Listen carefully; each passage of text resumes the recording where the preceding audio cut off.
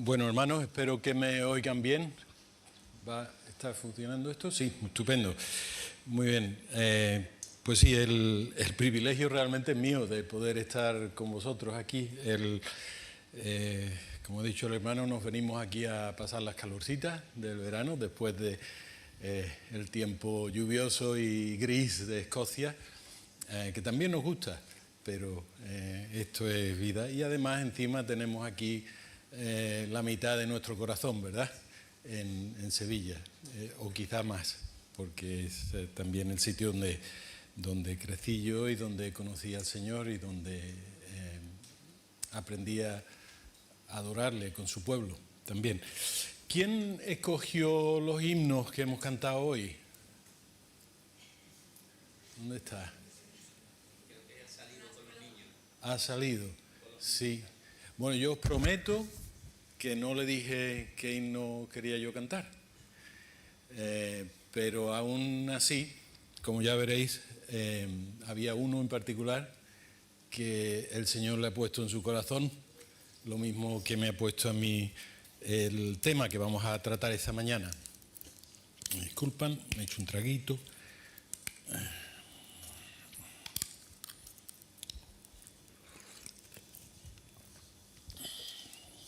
Vamos a leer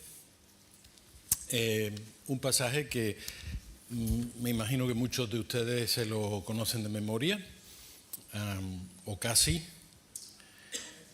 y que está en el capítulo 20 de Éxodo, empezando desde el versículo 1 al 21 de momento. Dios habló y dijo todas estas palabras. Yo soy el Señor tu Dios que te saqué de la tierra de Egipto, de la casa de esclavitud. No tendrás dioses ajenos delante de mí. No te harás imagen ni ninguna semejanza de lo que está arriba en el cielo, ni abajo en la tierra, ni en las aguas debajo de la tierra. No te inclinarás a ellas ni las honrarás, porque yo soy el Señor tu Dios, fuerte, celoso, que visito la maldad de los padres sobre los hijos hasta la tercera y la cuarta generación de los que me aborrecen, y hago misericordia por millares a los que me aman y guardan mis mandamientos. No tomarás el nombre del Señor tu Dios en vano, porque no dará por inocente el Señor al que tome su nombre en vano. Acuérdate del día del sábado para santificarlo. 6 días trabajarás y harás toda tu obra, pero el séptimo día es de reposo para el Señor, tu Dios. No hagas en él obra alguna, tú, ni tu hijo, ni tu hija, ni tu esclavo, ni tu criada, ni tu bestia, ni el extranjero que está dentro de tus puertas. Porque en 6 días hizo el Señor los cielos y la tierra, el mar y todas las cosas que en ellos hay, y reposó en el séptimo día. Por tanto, el Señor bendijo el día del sábado y lo santificó. Honra a tu padre y a tu madre para que tus días se alarguen en la tierra que el Señor tu Dios te da. No matarás, no cometerás adulterio, no hurtarás, no dirás falso testimonio contra tu prójimo, no codiciarás la casa de tu prójimo, no codiciarás la mujer de tu prójimo, ni su esclavo, ni su criada, ni su buey, ni su asno, ni cosa alguna de tu prójimo. Y todo el pueblo observaba el estruendo, los relámpagos, el sonido de la bocina y el monte que humeaba. Y al ver esto el pueblo tuvo miedo y se mantuvo alejado. Entonces le dijeron a Moisés: habla tú con nosotros y nosotros oiremos, pero que no hable Dios con nosotros, no sea que muramos. Y Moisés le respondió al pueblo: no temáis, pues Dios ha venido para poneros a prueba, para que su temor esté entre vosotros y no pequéis. Y mientras el pueblo se mantenía alejado, Moisés se acercó a la oscuridad en la cual estaba Dios. Como digo, un pasaje bien conocido, un pasaje que todos hemos seguramente leído muchas veces, pero que merece la pena estudiar en profundidad. Como habéis visto en la lectura, nosotros los llamamos los 10 mandamientos, pero en realidad Dios nunca los llamó los 10 mandamientos. Él dijo estas palabras, y son las palabras que pronunció Dios mismo ante su pueblo, el pueblo allí reunido.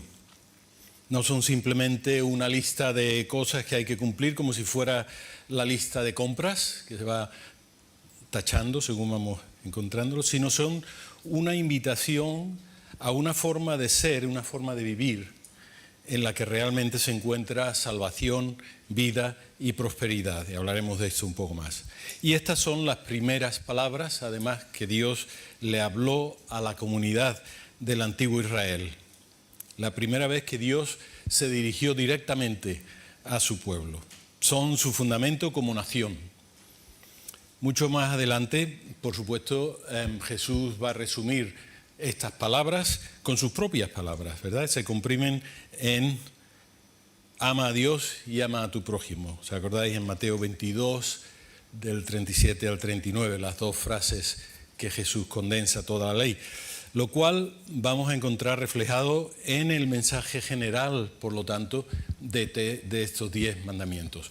No os preocupéis, no vamos a darle una revisión a todos hoy, por mucho que nos gustaría, por supuesto, pero sé que tenemos un tiempo limitado y me he traído aquí mi reloj para que no me pase tampoco. Los 4 primeros de estos mandamientos se refieren a la relación del pueblo con Dios, luego hay una especie de bisagra en medio, el 5.º mandamiento, y después vienen del 6 al 10, donde se relacionan todos de cómo tratar con las otras personas.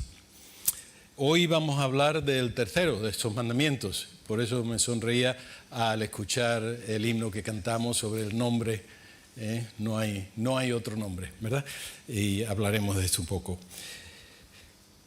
El tercer mandamiento trata qué implica el nombre de Jehová, el nombre de Dios.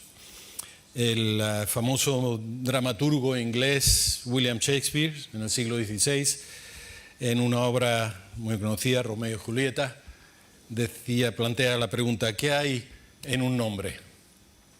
Pues la respuesta es que en realidad hay mucho en un nombre. Un nombre es más que una simple etiqueta o un sonido que la gente usa para compartir quiénes son. Un nombre representa toda tu identidad, toda tu reputación.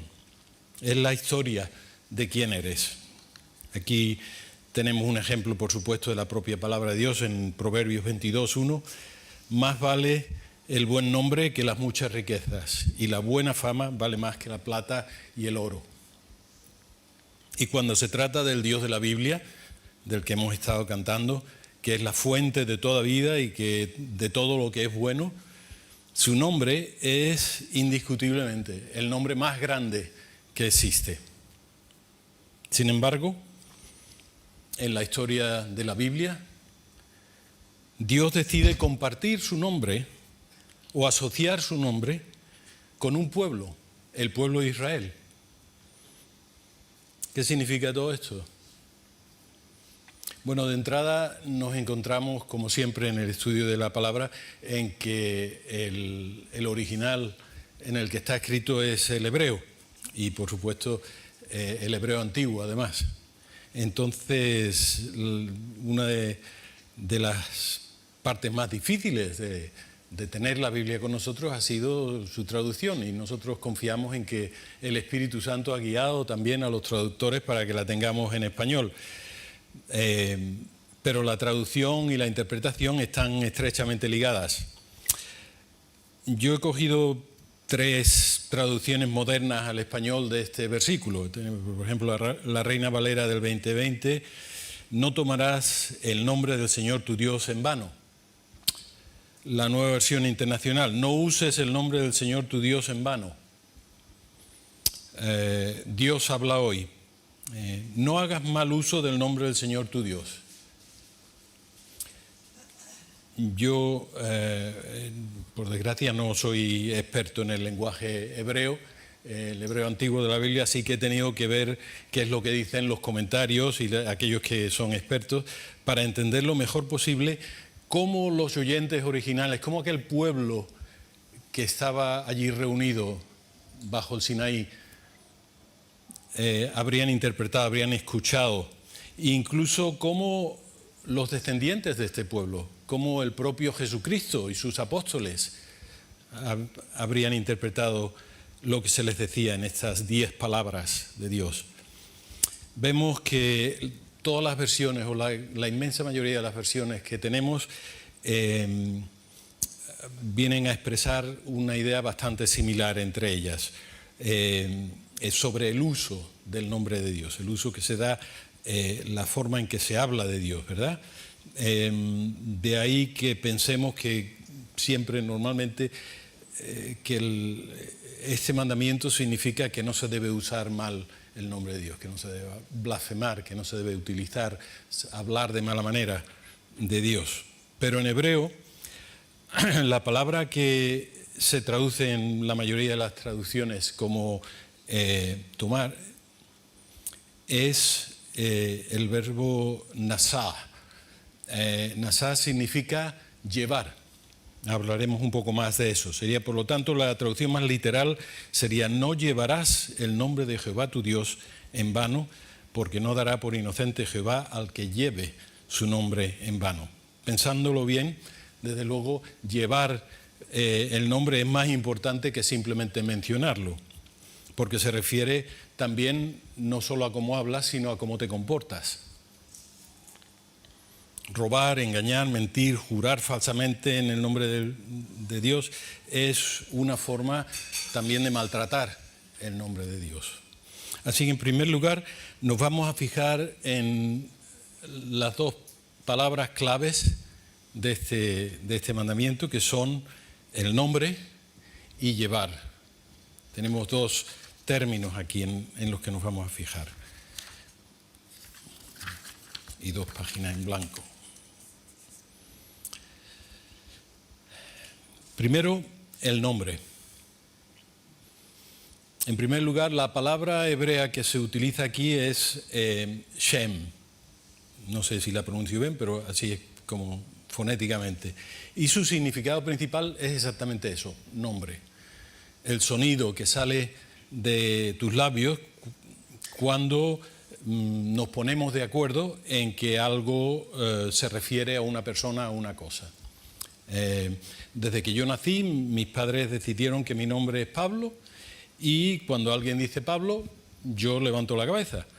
Y por lo menos mi familia lo reconoce como mi nombre. Si además me ponen los 2 apellidos, Pablo Fernández Martínez, entonces ya hay más gente que me identifica por mi nombre. Igualmente, el nombre de Dios es un nombre real en hebreo, que le identifica exclusivamente a Él. No necesita apellidos, aunque tiene muchos, pero no los necesita, porque al decir ese nombre solo hay uno que lo lleva. Incluso lo mismo en español, la palabra nombre tiene un significado más amplio que simplemente el decir quién es alguien. Por ejemplo, se puede arrastrar el nombre de uno por el fango, ¿no? Es expresión que quiere decir destruir la reputación de alguien. O puedes manchar el nombre de alguien, puedes, por el contrario, también lo puedes limpiar tu nombre de lo que se te imputaba, que era falso, ¿verdad? Así que tanto si quieres manchar tu nombre como limpiarlo, puedes forjarte una reputación. Estos usos de la palabra nombre se refieren a eso, a la reputación. Así que tu nombre no es solo el sonido, la palabra en sí, sino que cuando se menciona quién eres en conversación, la gente experimenta ciertos sentimientos, lleva algo, asociaciones, lleva una historia asociada. Toda esa historia es tu nombre. Eso también es cierto en hebreo. Por ejemplo, como ya vimos, más vale el buen nombre que las muchas riquezas, y la buena fama vale más que la plata y el oro, ¿verdad? Se asocia en el proverbio. Así que si las personas cuando escuchan tu nombre piensan cosas buenas, eso es en realidad más valioso que acumular mucho dinero, ¿verdad? El dinero se puede perder, pero la buena reputación siempre se conserva. Por eso en la Biblia también que tu nombre caiga en desgracia, que la gente piense mal de ti en el futuro incluso, es la mayor calamidad que le puede pasar a una persona. Por ejemplo, que tu nombre sea usado en maldiciones, como cuando la gente se maldiga entre sí en el futuro, que usan tu nombre como tal. En Isaías 65:15, Dios habla de ciertas personas que se han opuesto al propósito de Dios en Israel y que han comenzado a perseguir y a ejercer violencia incluso contra los profetas y representantes escogidos por Dios. Y Dios les dice: y dejaréis vuestro nombre por maldición a mis escogidos. Jehová el Señor te hará morir, te eliminará, y a sus siervos llamará por otro nombre. Entonces, que por ejemplo la gente te diga: ojalá no te conviertas en tal persona. O ¿sabes a quién te pareces? ¿Sabes cómo quién te estás comportando? ¿Sabes cómo quién hablas? Y normalmente la persona quiere responder: yo no soy como fulano, no me tiñas con el mismo hisopo. Estamos usando el nombre de esa persona como un insulto, ¿verdad? Y cuando Dios dice en este pasaje: mis siervos serán llamados por otro nombre, se refiere a personas cuyo nombre ha sido maltratado, ha sido mal usado. Pero Dios les dará su merecido real, que es un nuevo nombre. Dios les dará una nueva identidad, una nueva reputación. Otro ejemplo es el borrar el nombre de alguien, eliminarlo de una lista, una tragedia. La idea de que hay una lista de nombres y tu nombre está escrito en esa lista. Es una lista de personas y tu nombre está allí, importas. Pero borrar el nombre significa que es como si nunca hubiera estado. Es triste. Ya nadie pronuncia su nombre al leer la lista, no está. Cuando pensamos en el nombre de el Dios, el que es, el nombre de Jehová, quien es el autor de toda la realidad, su nombre es el más grande que puede haber. Él es el creador de todas las cosas. De ahí la idea de que el nombre de Dios sea honrado, que el nombre de Dios sea grande. Hay un pasaje en Malaquías capítulo 1:15 donde lo expresa muy bien.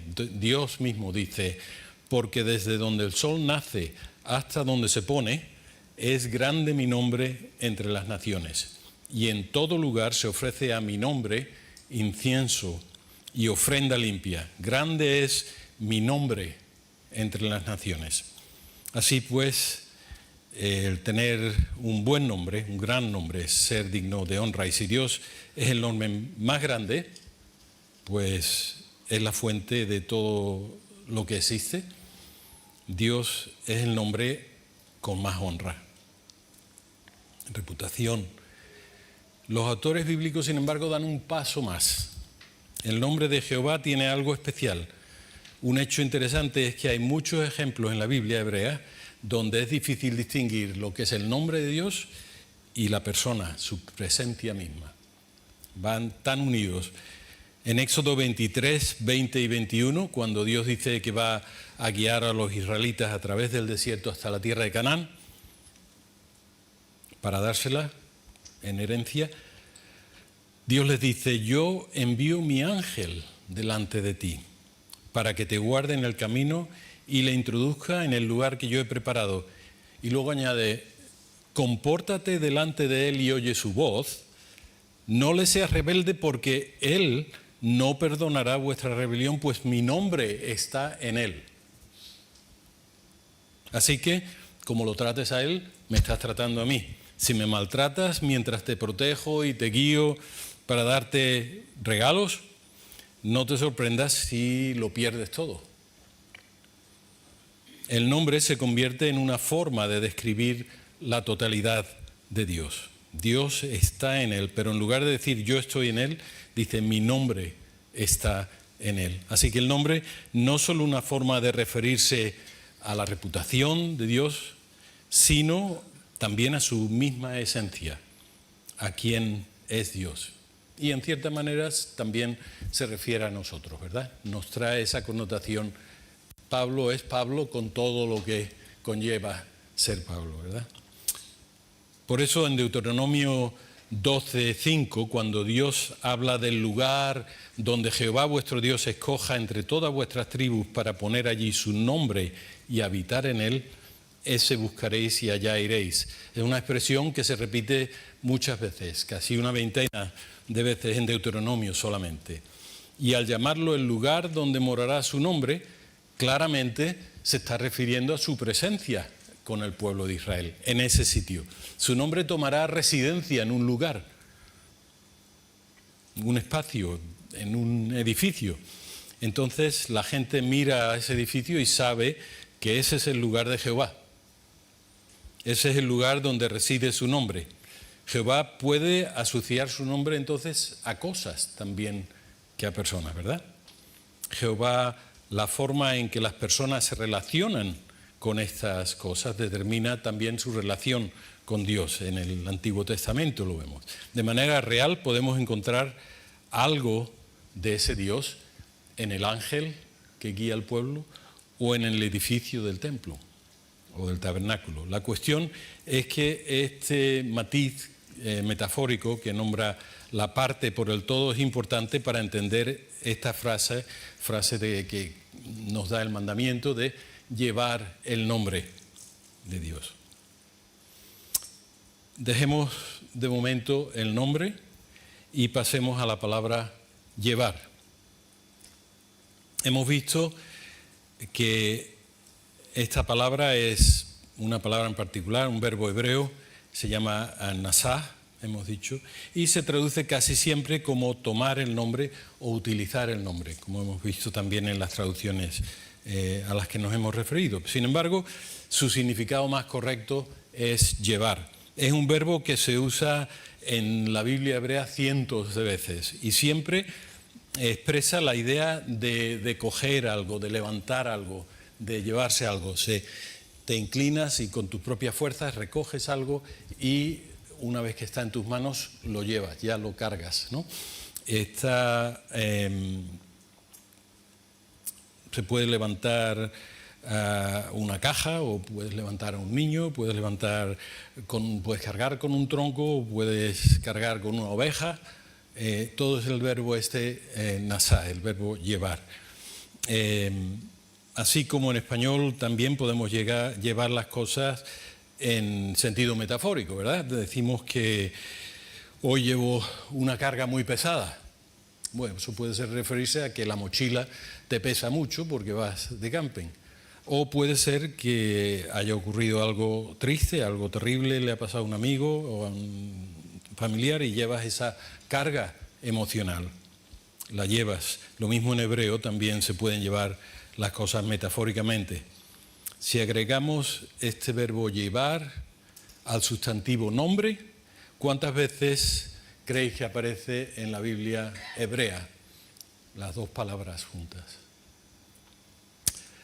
Pues aparte en el mandamiento, 3 veces ocurre. 2 de ellas, que son importantes y de las que también hemos cantado, curiosamente, a ver si lo pilláis, son unos capítulos después de los 10 mandamientos, en algo que Dios le dice a Moisés ya en el monte Sinaí. Es una descripción de lo que los sacerdotes de Israel deben de hacer cuando entran y salen del tabernáculo, cuando entran de la presencia, que es vestirse de unos ropajes especiales. Una de las cosas especiales que llevan se llama un efod, que es una especie de coraza con monturas de oro en las que están engastadas 12 piedras preciosas, que son los nombres de las 12 tribus de Israel grabados en ellas. En las hombreras lleva también otras 2 piedras preciosas, también con los nombres de las 12 tribus de Israel, 6 en una y 6 en la otra. Todo esto lo que simboliza es que este israelita en particular, este sacerdote, es un representante del pueblo del pueblo de Dios. Cuando el sacerdote entra con esos nombres grabados en las piedras, en los hombros y en el pecho, es como si toda la gente de esas tribus entrara con él en la presencia del Señor. En realidad, pensándolo bien, todas las tribus entran con él porque él las lleva consigo. Habría otro aspecto interesante, pero que es un poco más lateral, y es que, si os dais cuenta, los nombres de las tribus no están escritos en piedras de río, sino en piedras preciosas y engastadas en oro. Es decir, que el valor que Dios le da al nombre de su pueblo es correspondiente al valor que Dios tiene, que es lo mayor, es lo más precioso, ¿verdad? Compartimos. Van representados por el sacerdote y están en él y sobre él. Están sobre él en forma de esas piedras. Y 2 veces en el capítulo 28 de Éxodo se refiere a este representante de todas las tribus entrando en el tabernáculo al describir estas piedras, piedras preciosas con los nombres. Así lleva a Aarón sus nombres delante de Jehová sobre sus 2 hombros como un memorial. Y usa la misma palabra nombre, Shem. Él llevará sus nombres. Nasá, Shem. Llevar los nombres, lo que Aarón está haciendo con los nombres. Ahora, hay muchas maneras en que llevar el nombre Aarón o los otros israelitas podían arruinarlo, ¿verdad? Podría salir mal. Por ejemplo, el sacerdote entra a llevar el nombre de las tribus y lleva ofrendas para Dios también, ¿verdad? Sacrificios. Va a ofrecer sacrificios como símbolo de su rendición, de honor a Jehová. Pero digamos, por ejemplo, que los hijos de Aarón, también otros sacerdotes, se emborrachan antes de ejercer su función allí. Y eso no es teoría, lo tenemos lo que les pasa a los hijos de Aarón en Levítico 10:8, ¿verdad? Tras ese terrible episodio, no lo vamos a leer, pues es largo, se llama el episodio del fuego extraño. Dios le dice a Aarón: ni tus hijos ni tú debéis beber vino ni sidra cuando entréis en el tabernáculo de reunión, para que no muráis, que tristemente es lo que les pasó a estos hombres. Simplemente no lo hagáis. Imagínate que el sacerdote está completamente borracho, con todos los nombres de Israel sobre él. Eso sería un acto terrible, deshonrando el nombre del pueblo de Dios que lleva su nombre. Mal representante. Algo así parece ser parte de lo que significa llevar el nombre de Jehová, lo que hace por Aarón por Israel. Entonces sabemos que lo que Dios quiere es que Israel lo haga con su nombre, con el nombre de Jehová, delante de todas las naciones. Y además, por supuesto, al decir no llevaréis el nombre de Jehová en vano, se presupone, se indica que lo llevas, que el nombre lo llevas, no es que tengas la opción de llevarlo o no llevarlo. Bueno, ahora entro borracho en la presencia de Dios, pero me quito el éfod y ya eso funciona. No, el nombre lo llevas puesto y por eso es por lo que te pide que no lo deshonres. No es opcional. Al ser parte del pueblo de Dios, se lleva su nombre. Llevar su nombre significa representarlo a Él.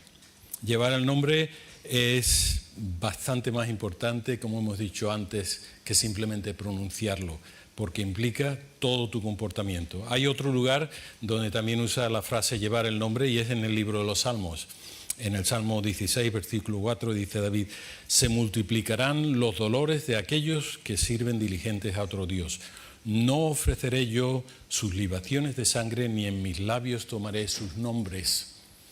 Normalmente una libación se refiere a un líquido como vino y aceite, pero aquí en el Salmo David se está refiriendo metafóricamente a la sangre de los animales, de los sacrificios del templo. Y él dice que le están derramando ofrendas a otros dioses y por lo tanto él no va a hacer lo mismo con sus ofrendas a Yahvé. Se multiplicarán los dolores de aquellos que sirven diligentes a otro Dios. ¿Qué queremos decir con esto de que sirven diligentes? Puede ser ofrecer un sacrificio a otro Dios o incluso invocar su nombre. ¿Por qué invocarían a otro Dios? Pues para lograr algo. Quizá quieren aprovechar la reputación de ese Dios o el poder de ese Dios para conseguir algo, ¿no? Oh Baal o oh Marduk, sálvame, trae lluvia a mis cosechas. Otro ejemplo, fíjense un poco en el contexto, un conjunto de mandamientos dados a Israel en Levítico 19, del 11 al 12. No robaréis. ¿Os suena a los 10 mandamientos? No robar, y es porque es parte de los 10 mandamientos, pero lo amplía aquí. No mentiréis ni os engañaréis el uno al otro, no juraréis en falso por mi nombre, profanando así el nombre de tu Dios, yo Jehová. Es decir, interesante, ¿no? Robar, engañar, mentir, jurar en falso en su nombre es una forma de ultrajar el nombre de Dios.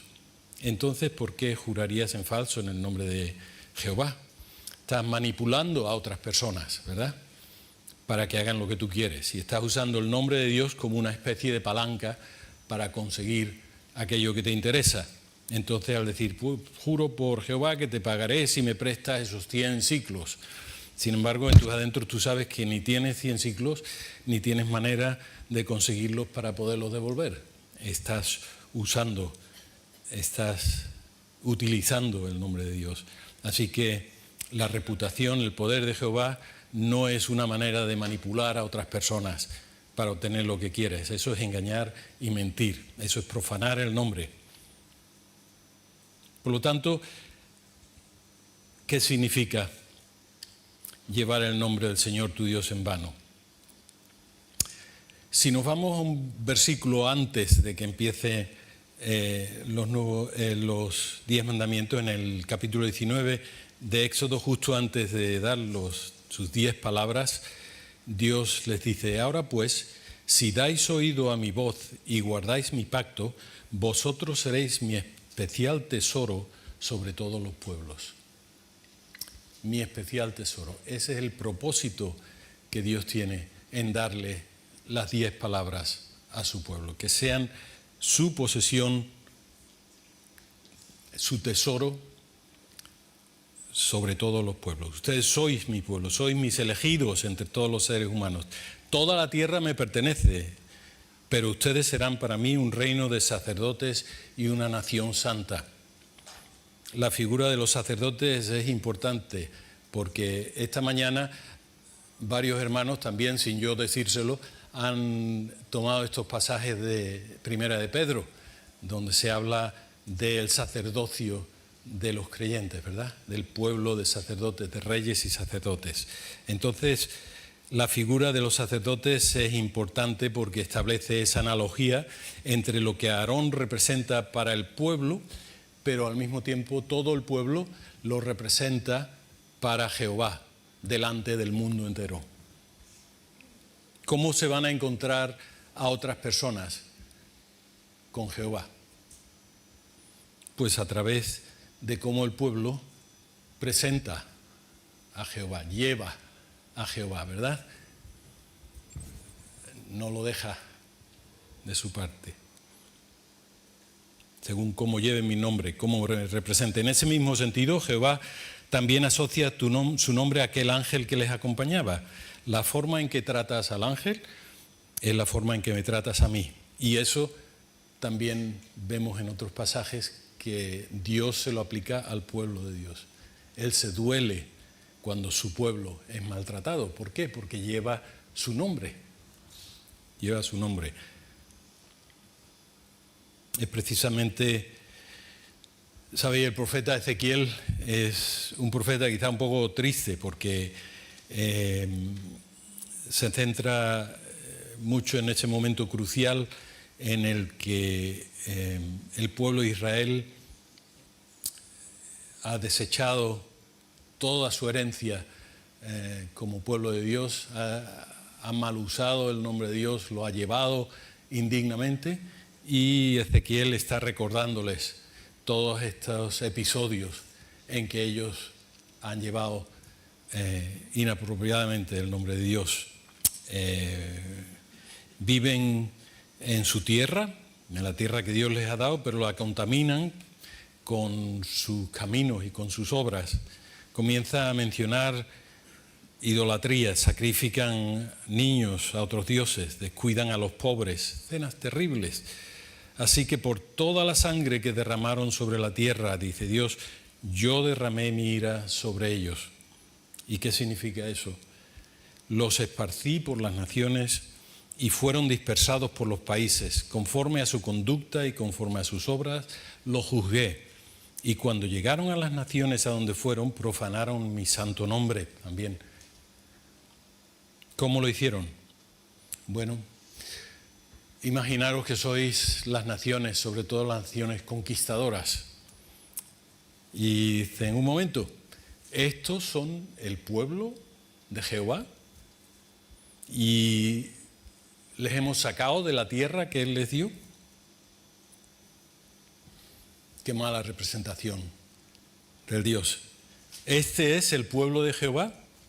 Entonces ya no tienen tierra y les hemos conquistado.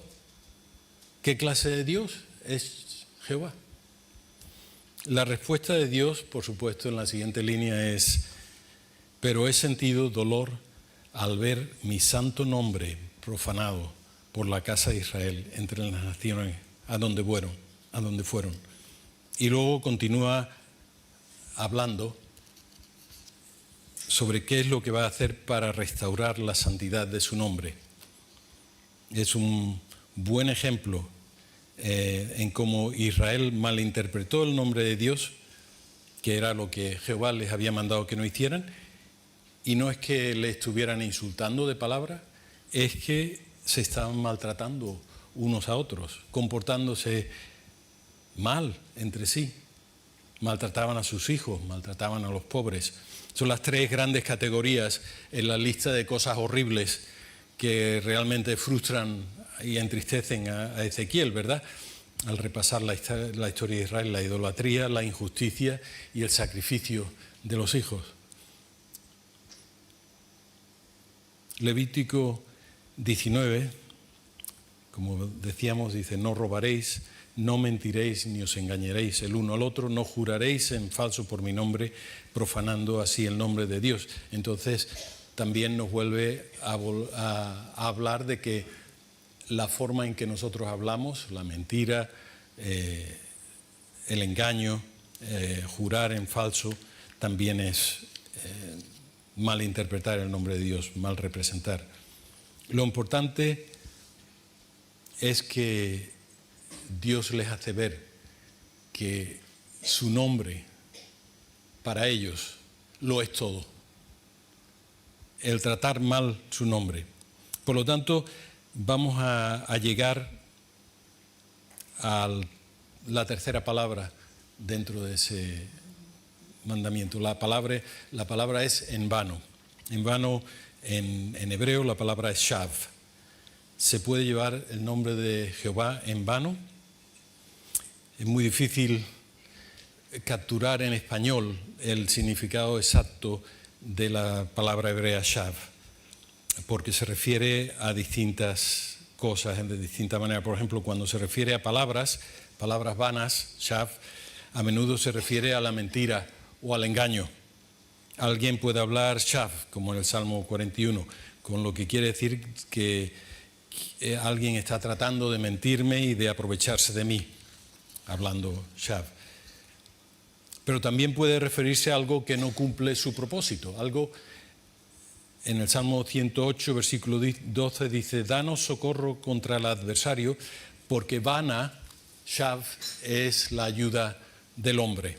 Es inútil, no se puede confiar en ellos.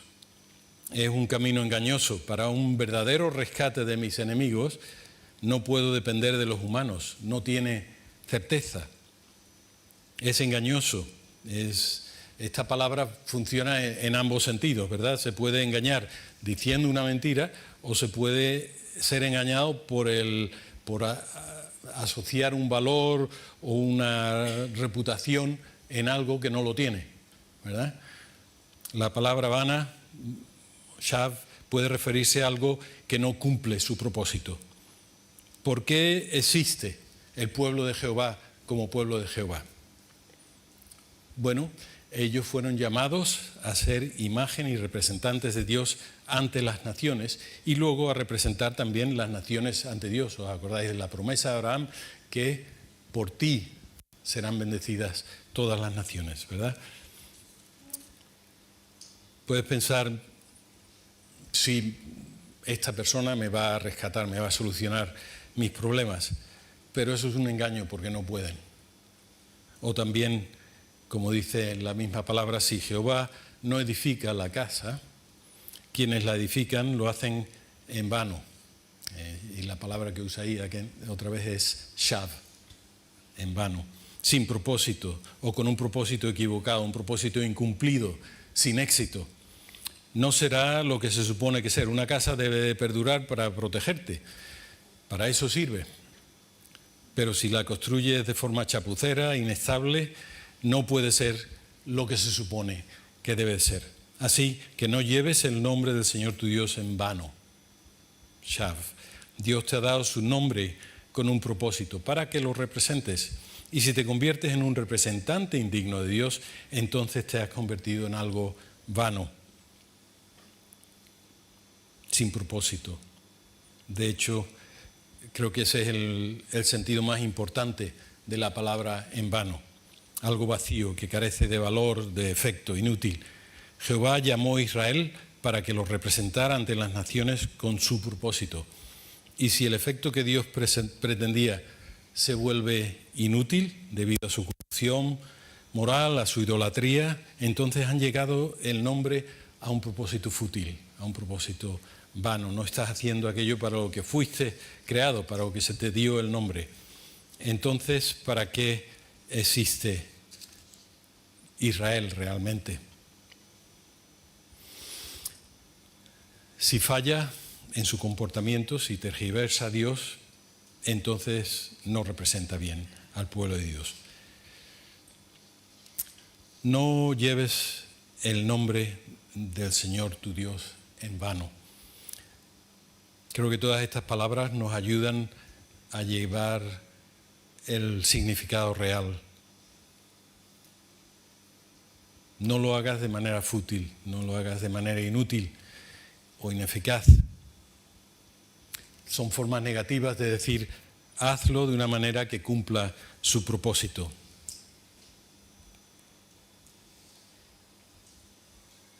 ¿Qué significa llevar el nombre del Señor tu Dios con veracidad, con propósito, con fidelidad? Ahora la Biblia nos dice que somos un reino de sacerdotes, que tenemos esa categoría. Y entrando en ese ámbito, pues te preguntas, ¿qué significa para Aarón llevar el nombre de Israel al templo? Significa venir ofreciendo ofrendas y actos de entrega, sacrificios. Es una forma de reconocer y agradecer a Dios por dar vida, lluvia, abundancia, fertilidad a su pueblo. Así que la gratitud es una forma de relacionarse con Dios. Pero aquí también llevamos el nombre ante las naciones y tenemos que volver, para terminar, al apóstol Pedro. No al apóstol Pedro amedrentado ante aquella fogata por la sirvienta que le dice, tú conoces, tú eres uno de ellos. No ese Pedro. El Pedro fortalecido por el Espíritu Santo, que se levanta delante del Tribunal Supremo de su país y les dice, gobernantes del pueblo y ancianos de Israel, puesto que hoy se nos interroga acerca del beneficio hecho un hombre enfermo, que acababa de sanar al paralítico, ¿verdad? ¿De qué manera éste ha sido sanado? Sea notorio a todos vosotros y a todo el pueblo de Israel que en el nombre de Jesucristo de Nazaret, a quien vosotros crucificasteis y a quien Dios resucitó de los muertos, por él este hombre está en vuestra presencia sano. Este Jesús es la piedra rechazada por vosotros los edificadores, la cual ha venido a ser cabeza de ángulo. Y en ningún otro hay salvación, porque no hay otro nombre debajo del cielo dado a los hombres en quien podamos ser salvos. El nombre de Jehová es el nombre de Jesucristo. El pueblo de Israel lleva el nombre de Jehová. Ahora el pueblo de Dios lleva el nombre de Jesucristo. Somos el pueblo que Dios ha elegido. Llevemos el nombre de Dios con la representación que Él necesita delante de las naciones. Volvemos a cómo Jesús resume los 10 mandamientos. Ama a Dios, ama a tu prójimo. El tercer mandamiento, por supuesto, sigue al segundo, ¿verdad? Así que no tengas ningún otro Dios. Ningún otro Dios es tu Salvador, liberador o creador. Como hemos cantado, no hay otro nombre, ¿verdad? No hay otro nombre. Deshonras a Dios y te deshonras a ti mismo si tratas a cualquier otra cosa como si fuera Dios. No te inventes algo y luego lo tratas como si fuera tu fuente de vida, tu liberación, tu creador. Deshonras a Dios y te deshonras a ti mismo. Y además te maltratas a ti mismo y probablemente a los demás como consecuencia. Llevas el nombre de Jehová, el nombre de Jesucristo. Eres parte de la comunidad que representa a Dios ante el mundo. Represéntale fielmente. Que el Señor nos ayude.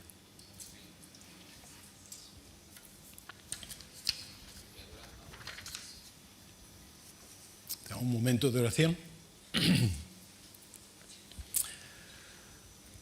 Padre nuestro que estás en los cielos, tu palabra es vida, tu palabra es verdad, tu palabra es sabiduría. Y Señor, te rogamos que cuando intentamos estudiar estas cuestiones delante de ti, que tú las apliques a nuestro corazón.